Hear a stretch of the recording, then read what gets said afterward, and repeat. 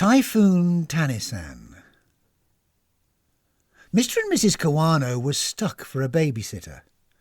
"I don't see as we have any other choice," said Mr. Kawano, speaking from his hotel room in Taipei. "Your sister's in Okinawa, and Mrs. Takahashi has her own family to think of." "I know," said his wife from the lobby of Osaka Hospital, "but I just don't like the hold she has over the girls. They're always talking about her. Mrs. Tani says this and Mrs. Tani says that. She's an unhealthy influence. Besides, I have a sneaking suspicion that she had more than a little to do with that fire at the zoo. When they got back, they absolutely reeked of barbecue." "But who else is there?" asked her husband, who seemed a little more willing to give their neighbour the benefit of the doubt. "She's the only one available, and she does live just across the street." In her heart of hearts, Mrs. Kawano knew that he was right. Nonetheless, it was with some trepidation that she scrolled down her list of contacts until she came to Tani-san's number. This blessed typhoon had caught everyone on the hop. According to the forecast, Honshu was supposed to have been spared, but the weather system had since changed course and was now heading across the island from the west. For the Kawanos, this presented a particular problem of childcare. Mr. K, as you may have gathered, was away on business, while his wife had caught the early morning bullet train to be with her mother, who'd been taken into hospital in Osaka. When the typhoon struck the second city, the entire transportation system had ground to a halt, so she was stranded there, which meant that there would be no one at home to take care of the twins when they returned from school. She took a couple of deep breaths and dialed Tani-san's number, and as she did so, she kept telling herself that her anxieties were unfounded. Everything would be fine. "Hello," she said when she finally heard the person at the other end pick up. "Mrs. Tani, this is Mrs. Kawano from across the street." "Oh, hello," said Tani-san. "How do you get yoghurt off the ceiling?" "Excuse me," said Mrs. K, suddenly finding herself in very unexpected territory. "I'm looking at it right now," said Tani-san, "and it's really starting to get on my nerves." "Oh, well, I don't know," said Mrs. Kawano. "Can't you use a mop or something?" "I've already tried that," said Tani-san, "but it just keeps dodging about. I think I'll have to talk it down. You know, persuade it." "Persuade it?" echoed Mrs. K. "Yes," said Tani-san, "it's my own fault. I should have known there'd be trouble when it refused to go into the marinade. I left it out on the shelf too long and the cultures became sentient." Having somehow ended up in this bizarre conversational backwater, Mrs. Kawano saw an opportunity to change the topic and took it. "Yes, well, good luck with that," she said. "In the meantime, I was wondering if there was any chance you could take care of the twins. My husband and I are out of town at the moment and won't be able to get back until after the typhoon. I know it's an imposition, but we are in a bit of a fix. It would mean staying with them overnight, I'm afraid." "I see," said Tani-san as she poked the yogurty splodge with the end of her broom. "Well, I can understand why you came to me." "Quite," said Mrs. Kawano, biting her lip. "You need a person that you can really trust when it comes to the welfare of your children," said Tani-san. "Uh-huh," said Mrs. K. "You have to be absolutely certain that you're leaving them in safe hands." "Yep," said Mrs. Kawano. "I do have one question, though," said Tani-san. "Go ahead," said Mrs. Kawano, albeit with some foreboding. "Is it all right for them to have alcohol?" asked Tani-san. She was thinking of giving the girls the chicken that she'd prepared for dinner, the marinade for which contained a dash of cooking alcohol. On hearing this, however, all of Mrs. K's anxieties came flooding back. No," she said, struggling to stay calm. "It's not usual to give strong liquor to 7-year-old girls. It's not good for them." "Not even the teeniest bit?" asked Tani-san. "No," said Mrs. Kawano, "not even the teeniest bit." "All right, I'll take your word for it," said Tani-san, although she thought it was a tad excessive. "Oh, and while we're on the subject, how many times will they have to be fed?" Twice, I should think," said Mrs. Kawano, thinking that she wouldn't be able to get back until morning. "Right," said Tani-san, "but not at the same time, obviously." "Yes," said Mrs. K. "At the same time. Why not at the same time?" At the same time? Of course at the same time. What, dinner and breakfast? No, said Mrs. Kawano, almost in tears. The meals are served separately, but the girls eat them at the same time. Are you sure you're okay with this? Of course, said Tani-san. They'll be perfectly safe with me, she said, and immediately hung up. Oh, God, said Mrs. K as she put the phone down. As for Tani-san, she went straight over to the window and looked out at the ginkgo tree. The wind was picking up. Soon it would become quite blusterous. However, her lifelong experience of being on the decidedly small side had taught her how to turn this particular force of nature to her advantage. She had studied the leaves. The main thing was to be wearing her safety bloomers, which would automatically deploy should she run into trouble. She checked that she was, and she was. So then she put the chicken thighs into a container, minus the marinade, of course, and placed it in a carrier bag. Next came her raincoat and umbrella. Then just as she was about to leave the house, she had an idea. So she went over to the washing basket and took out 2 extra pairs of freshly laundered safety knickers. After all, they had to learn sometime. As soon as she stepped out of the door, a great gust of wind blew her right back in again. Not to be beaten, Tani-san put her head down and charged the adverse southwesterly. At the same time, she opened her brolly, angling it for maximum lift, and all at once began to rise up off the ground. As she glided onwards and upwards towards the empty street, she got just enough height to push off from the front gate and launch herself into the air. Across the road, the Kawano sisters were watching from their bedroom window. "Look," said Mai to May, "it's Mary Poppins." Unfortunately, the illusion was shattered when Tani-san got caught on a particularly strong updraft which blew her straight up into the sky and several streets away. It then took her some time to work her way back to the Kawano's front door, where the sisters were waiting for her. "Your parents can't be with you tonight, so I shall be the responsible adult," came her alarming assertion as she touched down on the doorstep, fabulous bloomers fluttering to a halt.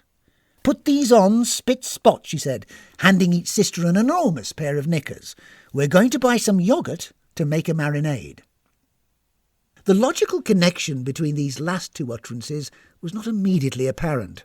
Nonetheless, the girls did as they were told, and soon the 3 of them were heading down the street in a daisy chain, May holding on to the tail of Tani-san's coat, while Mai clung on to her sister's. Because of the rain, they had their brollies up, so there was barely a moment when one or another wasn't being lifted off her feet by the wind. "Ever since the dawn of time," announced Tani-san, extemporizing on this phenomenon, "man has looked to the skies and dreamt of being up there, dilly-dallying among the cumulonimbus. Yet only now, with the retasking of this simple household item," here she brandished her brolly, "has the monopoly of the airlines been broken, bringing that long-cherished dream well within the reach of the severely cash-strapped, known terrorists and smokers." Unfortunately, before she could complete this speech, another updraft sent all 3 of them spiralling up into the sky like dandelion seeds. "I actually meant that to happen," said Tani-san, as they now found themselves being carried along some 20 metres or so above the ground. "I thought it would give you a chance to test your umbrella skills and enjoy this magnificent view of the Bic Camera Retail Complex." Mrs. Tani, called out Mai, as she was tossed hither and thither by the storm, which otherwise was concerned with blowing branches off trees and tiles off buildings. "What's going on over there?" Thick black smoke was pouring from the upper story of a nearby residential tower block. The 3 daring parasol pilots, through no design of their own, suddenly found themselves on the scene, caught up on a current of air that had them circling the towering inferno. A handful of residents had scrambled out onto the roof to avoid the fire. Tani-san reached into the carrier bag that was hanging from the handle of her umbrella and took out her smartphone. But instead of calling the emergency services, as she'd fully intended to, she hesitated and then showed the screen to her 2 young charges as they rounded the corner by the elevator housing. "A conundrum," she remarked to her protégés. As you can see, I have only half a bar left on my phone, which is just enough power to make a single call to the relevant authorities. The question is, should I or shouldn't I?" "It would be the compassionate choice," said May as she floated past, bloomers flapping. "I concur," opined her equally brilliant sister, passing by Tani-san on the other side. "Ah, but is it though?" disputed their mentor. "Let's just think about that for a moment. In all probability," argued Tani-san, "at least one of them down there has a phone and has already alerted the emergency services. So does it not behove me to conserve these last few milliamperes of power in case we find ourselves in a similarly precarious predicament? After all, I am the one to whom your mother has entrusted your joint welfare." "So what you're saying," reasoned May as they continued to circle the burning building, "is that we're not obliged to do anything. We can just stand by and observe the situation as it unfolds. With a clear conscience," added May, "even if they all burn." "Well, that would certainly be the wisest course," concluded Tani-san, "unless we could do so without inconveniencing ourselves." As if in answer to these remarks, the water tower that stood on stilts at one end of the roof gave a loud groan as the howling wind continued to batter it remorselessly. Then all of a sudden one of the struts gave way. As the entire structure listed dangerously to one side, Tani-san and the twins had the same idea. So as they came round on their fifth pass, they picked up speed and deliberately targeted the side of the tank feet first, providing just enough force to tip it over. As a result, a torrent of water went cascading across the roof, albeit in the wrong direction. Instead of putting out the fire, as it was supposed to, it washed the four unfortunate residents over the side of the building. Not entirely, I hasten to add. One of them managed to grab hold of the safety rail before he went over. So then he tried to help the other three, who were left dangling over the abyss. "Yes," said Tani-san as she surveyed the scene. "On reflection, I think we may have to use up a few of those milliamperes after all." In the meantime, however, her phone had finally expired. "Oh," she said, peering at the blank screen. So then she quietly slipped the defunct item back into her bag and began looking about for some good reason to change the subject. On second thoughts," she went on in a roundabout sort of way, "I think it might be wise to shed some of this altitude and complete the task that we actually set out to do. Isn't that a Family Mart down there? They sell yoghurt, don't they? Let's head for that." Unfortunately, the Typhoon had other plans for them, and just as before, they suddenly found themselves being scooped up by a powerful wind and sent hurtling across the city. "I change my mind," said Tani-san. "This is much better."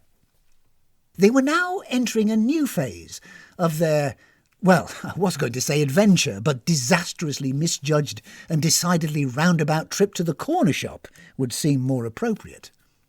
The Typhoon was getting stronger by the minute, pulling them inwards and eastwards and out to sea, closer and closer to the eye of the storm. Clinging on to the handles of their umbrellas, the three intrepid aviators passed through cloud banks and thunderstorms, where visibility was next to none. Then all at once they appeared to cross over into some strange magical realm, for there were shadows in the air around them. A toilet seat went whistling past, closely followed by the occupant of the outhouse, and the next instant they found themselves caught up in a spiralling trail of debris that went corkscrewing up into the clouds. As a result, the physical danger quotient shot up by another 150%, as it was more or less inevitable that they would eventually collide with something. And collide they did, with a large grey object, heavy and thick. "I say, steady on," came a voice. "You're taking a bit of a liberty, aren't you?" All at once, Tani-san and the twins found that they were sat astride an enormous sea cow of the dugong variety, although as the animal itself was at pains to point out, it was one of the Okinawa dugongs, as opposed to the Abu Dhabi or Moreton Bay dugongs. "With all due respect," it remarked in response to their first question, "I don't think it really matters what I'm doing here, whereas how I ever came to be here in the first place is a very interesting question indeed. Perhaps you ought to ask that." So they did. "Ah, well now," said the pedantic herbivore, warming to his subject. "I'm very glad you asked me that question. To answer it, I'd have to take you back to the dim and distant past, when I was a mere calf suckling at my mother's— well, it doesn't matter which part of my mother I was suckling at. The point is, I was very young.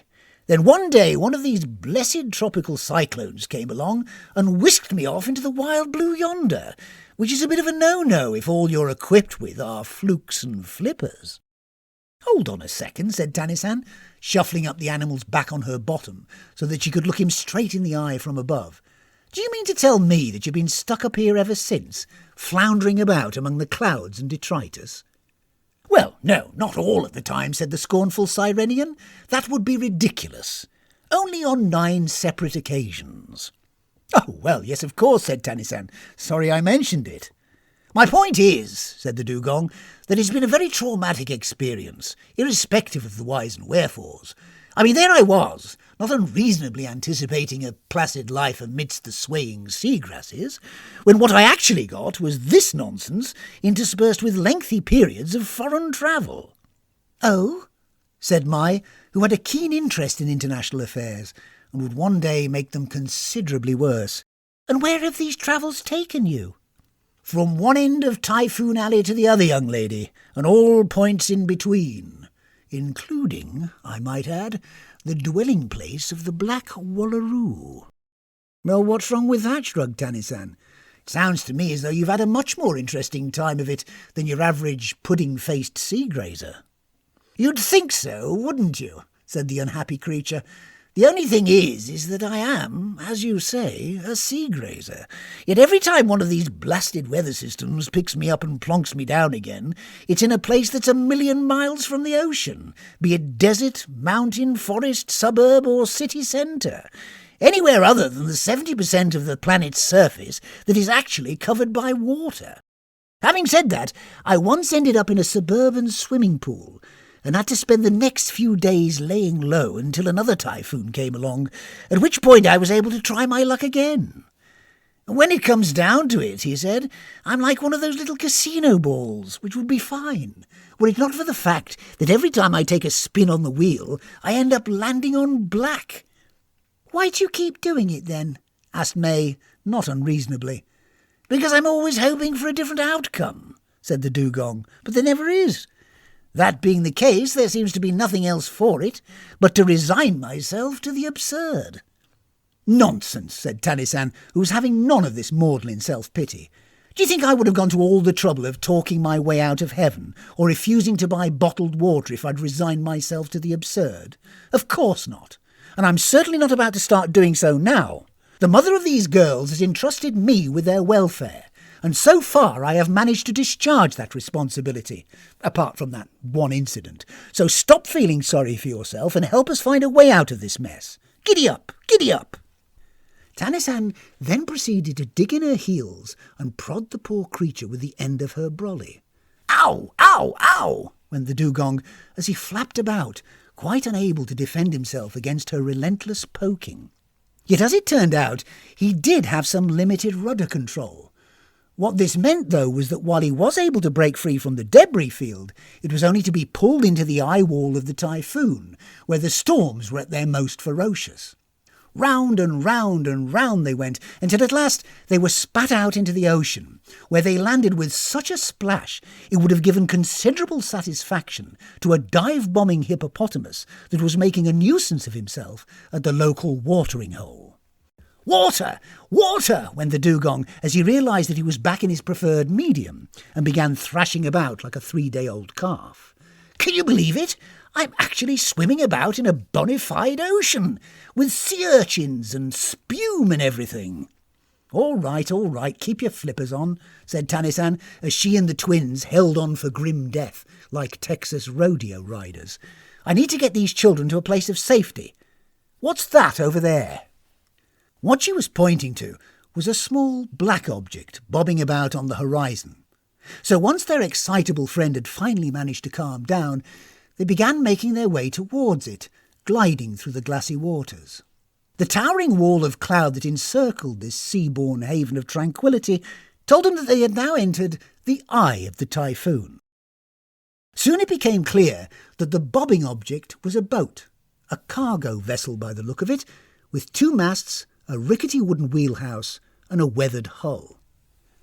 "Ahoy there, me mateys," said Tani-san in what she took to be the correct nautical parlance as they came up alongside. Her greeting met with complete silence. Nonetheless, she clambered over the gunwales, closely followed by the twins. "Well, I'll be off then," said the dugong, calling up to them from the waterline. "Now that you're completely safe, there's no need to worry about me any more." "We won't," said Tani-san, who was only half listening, being largely concerned with the apparent lack of crew aboard the Ryugu Maru. "Oh, well, that's charming," complained the disgruntled sea cow, which then swam off in a huff. Tani-san and the girls stood in front of the deserted wheelhouse and surveyed the deck. The air around them was heavy and still. Not a sound could be heard. "I'm scared," said May, edging closer to their unreliable guardian. "Where is everyone?" "And what exactly is that?" asked Mai, pointing to a large red stain at their feet. "That?" said Tani-san. "Oh, that's just soy sauce. Someone spilt it on the deck. Sailors are very messy eaters, you know. It's because of the waves." "But it's bright red," said May, as she continued to gaze down at the suspicious splodge. "It's shinsei sauce," said Tani-san. "The Hattibi tomatoes give it that crimson hue, although I think you will find that the tomato is not a particularly fruitful topic of conversation in situations of this sort. As you journey through life, this becomes increasingly apparent." "So where is the crew?" asked May, returning to her previous point. "Who knows?" shrugged Tani-san. "Although it doesn't surprise me that they're not here. That's normal. Sailors are a notoriously skittish and superstitious lot. They'll believe any nonsense. Did you know, for example, that your average salty sea dog refuses to set sail on the 2nd Sunday in September? And if an unmarried woman should step aboard his boat bearing onions, all hell breaks loose. So there's no need to concern yourself unnecessarily on that score. My instincts tell me that we're perfectly safe here." "So what should we do now?" asked Mai, who was comforted by these words. "Well, the first thing," said Tani-san, "is to split up and find out what's what aboard this boat. You take the hold," she told May. "You take the decks," she said to Mai, "and I'll take the bridge. We'll meet back here in 15 minutes. Tani-san had chosen the bridge for herself because she knew that it was close to the galley and wanted to have first pick of any food that was on offer. What she found there, however, was like a scene from the Marie Celeste. Half-eaten dishes set out on the table, drinks undrunk, seats still warm from where bottoms had been sitting on them. Yet at no point did it cross her mind that there was anything remotely sinister about this. She just didn't like to see good food go to waste. She brightened up a little when she peered into the refrigerator because there were some tasty-looking pastries in there. Also, a carton of eggs and a tub of yoghurt, which hadn't been opened yet. "Oh, good," she said, slipping the latter into her bag. "Hasn't been a wasted journey after all." Munching contentedly on an iced slice, she then made her way up the steps into the wheelhouse, failing to notice that the radio, the radar, and the compass had been completely destroyed. Neither did she see the enormous pair of boots parked at the helm, which only a short time before had been forcibly vacated. The boots, I mean. And she certainly didn't pay the slightest bit of attention to the enormous sucker marks plastered all across the windows and the door. No, oblivious to these signs of violence and misadventure, Tani-san wandered into the captain's cabin and sat down in his chair to finish off her Danish. The log lay open on the desk in front of her, so she picked it up and read it out loud to herself. "Day 3, she began. "The mysterious illness that has so far claimed 5 members of my crew has now spread to—" At that moment, one of the twins called to her from outside. "Mrs. Tani! Mrs. Tani, come quickly!" Tani-san sighed heavily and stepped out onto the companionway, where she saw May standing by an open hatch on the forward deck. "Come down," she called out. "I think you'll want to see this." Grumbling quietly to herself, Tani-san headed down the steps to join the child at the entrance to the hold. There was a rusty metal ladder leading down into the darkness. Something nasty was sloshing about down there. So? She said with a shrug. May shone a torch into the gloom. There were several metres of dirty water just beneath their feet. I think we're sinking, she said. No, that's normal, said Tani-san. All boats have that. I saw it in a film. This film, May ventured to ask, it wasn't called Titanic by any chance, was it? Actually, said Tani-san, thinking back, now you come to mention it, I think it was. Why? Well, said May, just like in Titanic, the water level has risen quite a lot since I've been watching it. And there's something else you ought to know. Look there. The beam of her torch now illuminated a long, thin shape that was wriggling about beneath the surface. As she shone it around, several more of these writhing forms could be discerned. Deadly poisonous sea snakes, said May. Just a minute. How do you know they're poisonous? Asked Tani-san. Because it says so on the box. In one of the darker recesses of the hold, a half-submerged fish tank was floating about in the corner, banging up against the inside of the hull. And on the side of it, it actually said, Deadly poisonous sea snakes. Well, that's just stupid, said Tani-san. What are they doing here? It doesn't make any sense. And that's not the worst of it, added May, shining her torch in the opposite direction. Take a look over there. She was now directing Tani-san's attention to a stack of containers that was sitting on a shelf just above the waterline. The various hazmat symbols plastered across the sides clearly indicated flammable, reactive and fire explosion hazards. It's potassium, explained May. Ah, yes, said Tani-san. Now, just remind me, that reacts violently when it comes into contact with moisture, said May, finishing off the sentence. Oh, well, that's just brilliant, said a scornful Tani-san, throwing up her arms. Potassium and sea snakes. Who were the geniuses that thought putting those two together was a good idea? I mean, what possible situation in life calls for potassium and sea snakes? None. Mrs. Tani, came a second voice. What is it now? Asked Tani-san, spinning round.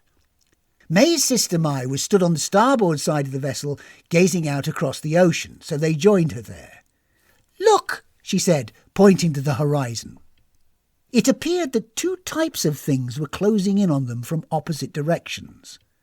To the north, a group of ominous-looking dorsal fins were ploughing through the sea towards them, while to the south, a large number of gigantic white blobs were drifting slowly but inevitably their way. Oh, well, yes, of course, observed Tani-san bitterly. Sharks and jellyfish. All we need now is a giant squid. As if on cue, an enormous pink tentacle rose up out of the water and snapped the mainmast like a twig. A second swipe of this mighty limb took out the antenna and smashed through the roof of the wheelhouse. Wooden splinters and other bits of debris went spinning off only to get caught up in the machinery. Before long, thick black smoke was billowing out through a grate on the deck as the engine compartment burst into flames, setting fire to the very planks they stood on. Oh, this is just ridiculous, complained Tani-san, as the entire superstructure fell in on itself. No, this is too much. I'm not doing this. At least give us a chance. This chance she spoke of suddenly materialised in the form of their new friend, the dugong, who'd heard the commotion and, against his better judgment, come back to find out what was going on. He was now hanging over the side, beckoning them over with a flipper. Quick, he shouted. Hurry up! Over here!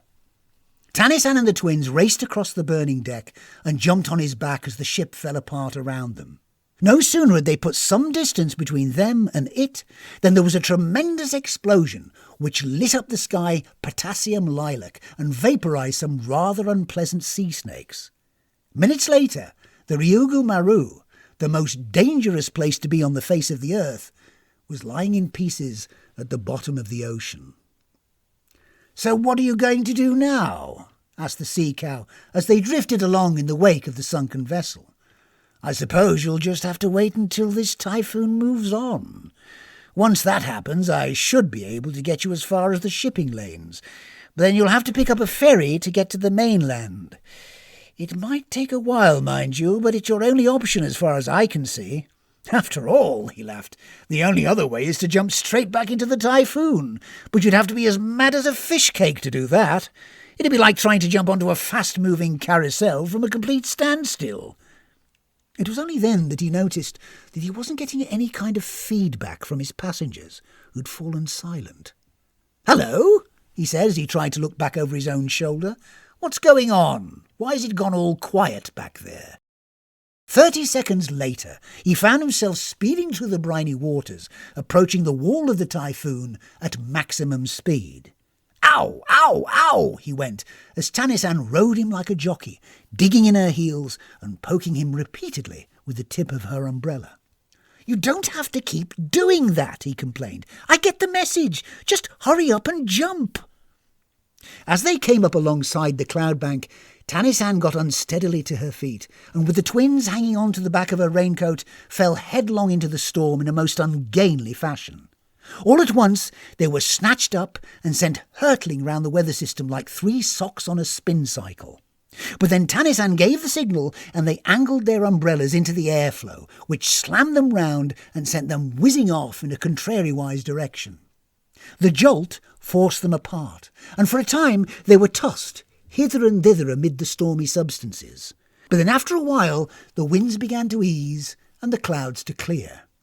Very conveniently, and for reasons that are far too technical to go into here, they then found themselves gliding down over the familiar rooftops of Ikebukuro, which was when Mai spotted trouble down below. "Look," she said, calling out to the other two. "There's Oka-san." Indeed, Mrs. Kawano had managed to catch an early train and arrived home sooner than expected. There she was, making her way along the road from the metro station, just a short distance from the turning that led to her and Tani-san's house. With no time to lose, Tani-san and the twins swooped in on their brollies and touched down quietly behind her, their unmentionables fluttering to a halt just as Mrs. Kawano was about to slip her key into the front door lock. She spun round to see them standing there like 3 scarecrows. And what a sight they made, their clothes all torn and wet, their faces streaked with dirt and brine, and their various hairs sticking out in all directions. "Oh, my God," said Mrs. K, looking from one bedraggled daughter to the other. "What on earth happened?" "Nothing," said Tani-san, producing the blue and white tub that she'd found aboard the Ryugu Maru. "We just popped out to get some yoghurt."